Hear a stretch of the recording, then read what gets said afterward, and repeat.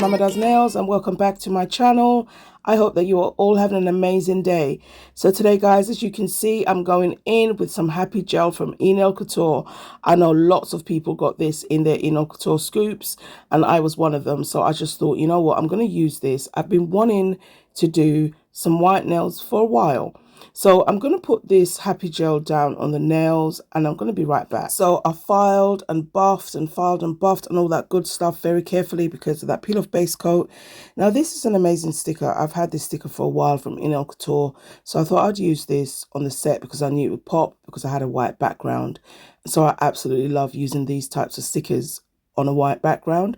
So that's all I did. I put it on 3 nails and Max always says a minimum of 3. So I used that sticker and I used the roses. And then I think I had some of those little black squares. I don't think you see me actually putting it on, but I actually do that. And I do that on just those 3 nails.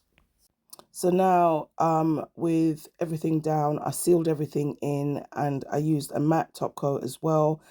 I'm now going in with Fun Gel 001, which is Max's Blooming Gel, and I'm using my neon liner gels and some striper gels to basically create the marble on top of the wet Blooming Gel. So that's all I did literally on 2 nails, and this was just going to add that color that I needed for this set. And that's basically all I did, guys. I added some iridescent flakes and some of the frozen glitter. I just used some of the smaller pieces.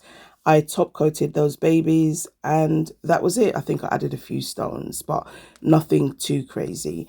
So yeah, guys, that was just it. A nice little quick tutorial using my Happy Gel in Grand Champion White and some Nail Couture stickers and gels. And yeah, thank you for watching. Bye guys.